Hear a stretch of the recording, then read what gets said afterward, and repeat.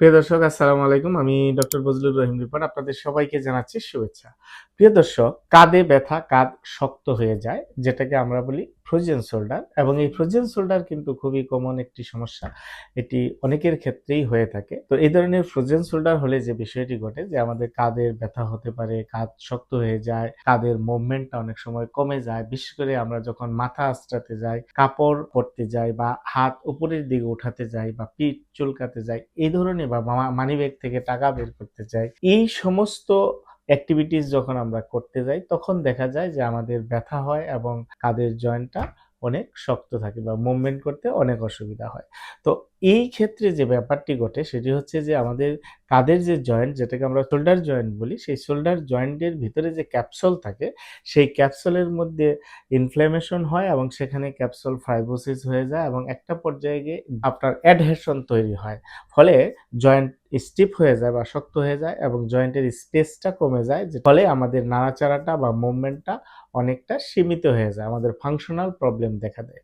তো এই ধরনের ফ্রোজেন শোল্ডার হলে আসলে আমাদের কি ধরনের চিকিৎসা ব্যবস্থা হওয়া জরুরি? এই ধরনের ফ্রোজেন শোল্ডার হলে সাধারণত ফ্রোজেন শোল্ডারের ট্রিটমেন্টটা নির্ভর করে ফ্রোজেন শোল্ডারটা কোন স্টেজে আছে সেই স্টেজের উপর। তো ফ্রোজেন শোল্ডার সাধারণত ৩ টা স্টেজ যে হয়ে থাকে। একটি হচ্ছে ফার্স্ট স্টেজ, যেটাকে আমরা ফ্রিজিং স্টেজ বলি। এই ফ্রিজিং স্টেজ মানে হচ্ছে এখানে ইনফ্ল্যামেশন বেশি থাকে, পেইনটা অনেক বেশি থাকে এবং ধীরে ধীরে জয়েন্টটা মুভমেন্ট কমতে থাকে। তো এই স্টেজে এসে সাধারণত ব্যথানাশক ওষুধ কিছুটা কার্যকরী ভূমিকা রাখে ব্যথা এবং ইনফ্ল্যামেশন বা প্রদাহ কমানোর ক্ষেত্রে। তো এই স্টেজে বেশি অ্যাগ্রেসিভ এক্সারসাইজ না করাই সবচেয়ে উত্তম। তো এই স্টেজে খুব জেন্টল স্ট্রেচিং এক্সারসাইজ করা যেতে পারে ব্যথা কম রেখে আরকি। এবং এর সাথে আপনার কিছু হট বা কোল্ড কম্প্রেশন দেওয়া যেতে পারে।